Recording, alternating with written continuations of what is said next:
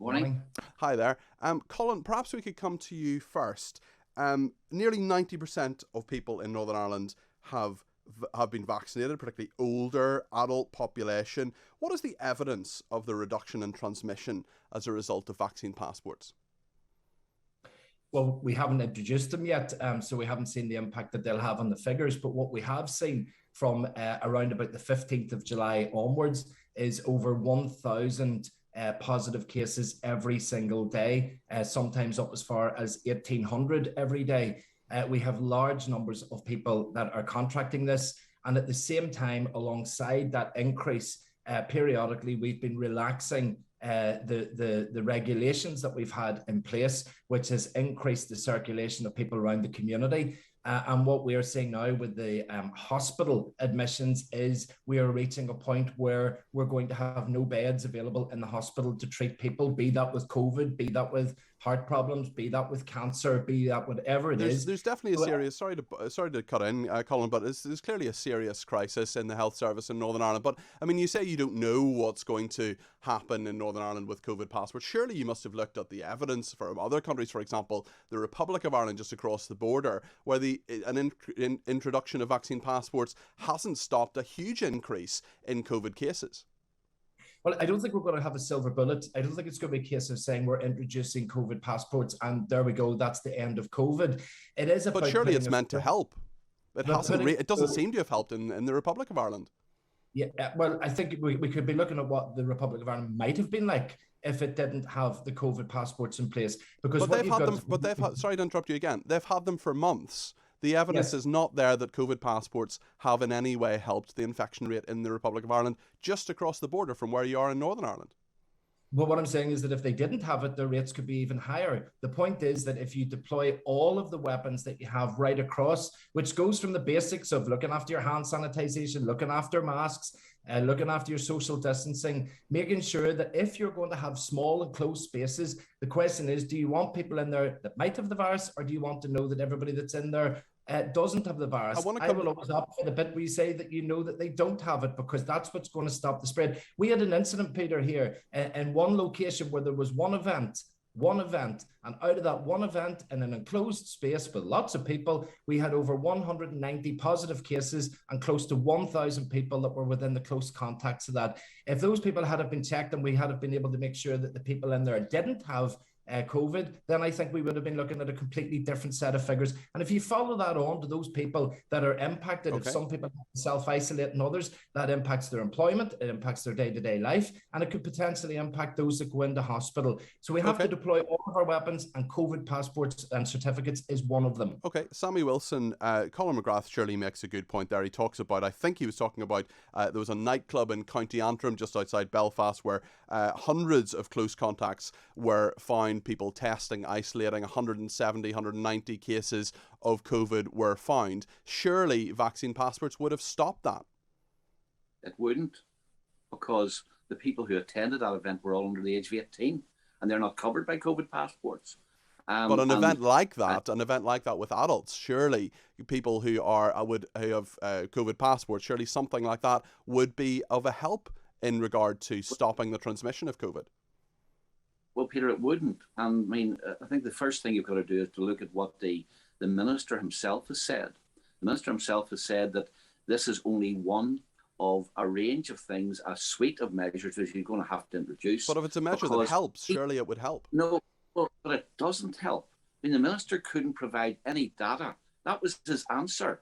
I don't have any data which can back up that this would stop transmission. But we do have data, as you have pointed out, that in Irish Republic, in Scotland, and in Wales, where they already got COVID passports, there has been no, in fact, the CMO in Wales, the health minister in Scotland, and the evidence in the Irish Republic all shows that COVID passports have had no impact on transmissions, and that it has not been possible to measure the impact on transmissions. And the second thing is this is such an inconsistent policy.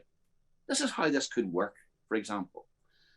I could be refused, if I didn't have a COVID passport, entrance into a cafe with 3 people and told I couldn't have a cup of tea.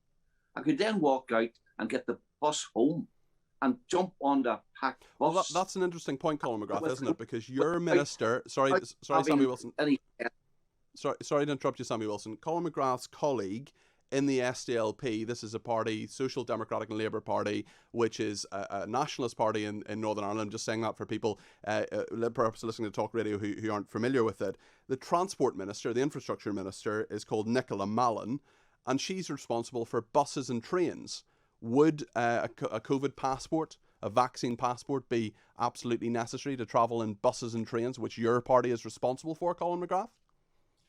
So what we've done right along as and it's an executive decision of which Sammy has representatives there as well. Any decision that has been taken is taken on the basis of the information that is provided by the medical practitioners, the chief scientific officer, the chief medical officer. It is always provided as a suite of options. If you do this, so hold on, just to be clear. Do that, it will have that impact. So in other words, you do not have to pick everything off the menu. You can select some of them off, and the executive agrees what it thinks is fair and balanced and works best. So it may be a case at this stage that it's not required in buses. It may be a case in 3 months' time it is required in buses. Why is it required in a? I mean, Sammy Wilson gives the example there of a cafe where you might have very few people, 3 or 5 people. You need to show a COVID passport. If you're in a packed bus going home, say you're living in Belfast or Armagh or Cookstown or something like that, and the bus is absolutely full, you don't, of people perhaps coughing and sneezing, you don't need a vaccine passport to get in to use the public transport. Is that right, Colin Mcgrath? So what you have is you've got a range of situations, you have a range of scenarios, and you pick the ones. I mean, inevitably, there are going to be people that catch COVID as a result of using public transport, but that has been mixed against how many people that we expect within society for this to extend to, that our hospitals are going to be able to cope with it. If we didn't have COVID certificates in our hospitality sector, then I'm sure we would probably be looking at them on public transport and other venues. It may mean that if we weren't having COVID certificates there within the hospitality sector, that we may be saying that schools may not be able to operate at the level that they're at. It is a menu from which our executive have to select what they feel is the best possible protections to ensure that our health service isn't overrun. And of course, if you've got a nightclub with one person in it, it's not going to spread. But if you've got a nightclub that's got 500 people in it, then there's a fair chance that if there's 1, 2, 5 or 10 people in there that do have COVID and they're in there for several hours of a Friday or Saturday night, that it's going to spread. For those people knowing that they potentially have or haven't got the virus allows us to make great protections for our community, and that's what it's done. Okay, Sammy Wilson, we're in there's a situation in Northern Ireland where 7 people died yesterday. There are 1,690 infections. There have been 200 more infections this week than last week. Something has to be done, does it not? Well, I mean, first of all, we have you're never going to do away with coronavirus. That's the first thing. Just like we don't do away with the flu. We don't close down society or take away people's liberties because people get the flu and die of the flu in thousands every year. What we have here, Peter, I believe, is a failure by the health minister after 2 years to put in place the measures which are required to have hospitals deal with spikes in coronavirus. And at present, for example, we have got hundreds of beds being blocked because he didn't put social care plans in place. But I mean, your party has been the biggest party in Northern Ireland for at least the 10, 12 years now, longer than that. I mean, you've been a major force. We haven't been responsible for delivering the health service. The health minister has been responsible for that. I mean, you've had a number of ministers on the executive. Surely the DUP must take some responsibility for the health service in Northern Ireland. Over 2 years. Okay, guys, sorry. Let's let Sammy speak.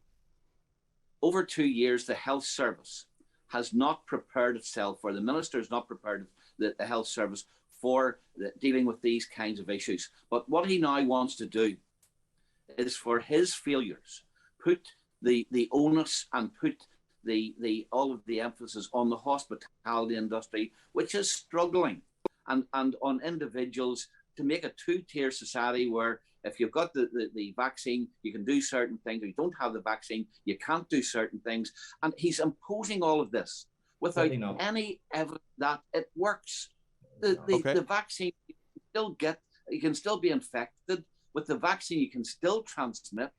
And he's now, and as Colin has admitted, he is now being selective in the kinds of activities for which you need a vaccine certificate, and the kinds of ones you don't, even though there are some that is left out, which are more likely to put people in a position where they're going to be transmittable. This is just a mess of a policy. Colin Mcgrath, I want to give you the final. I want to give Colin Mcgrath the final word here. Colin, react to just what you've heard from Sammy Wilson there, please. Well, first of all, our health service is in the state that it's in because Sammy's party and Sinn Féin have been in charge of the health service from 2007, and it has been consistently run down. Beds have been taken out of the system. Our ICU capacity has been reduced, and that has been a result of the policies that they've implemented and the finance that they've provided. So that is why the health service is where it is.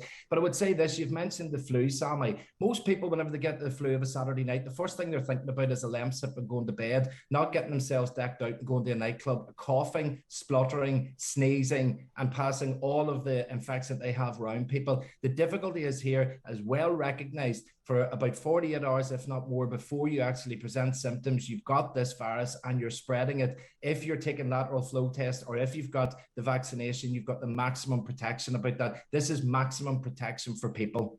Okay, Colin Mcgrath and Sammy Wilson. Sorry, Sammy. We've got to leave it there. I'm sorry to cut Sammy Wilson off there at the end. Apologies to him. We're right out of time, and what a spirited debate that was.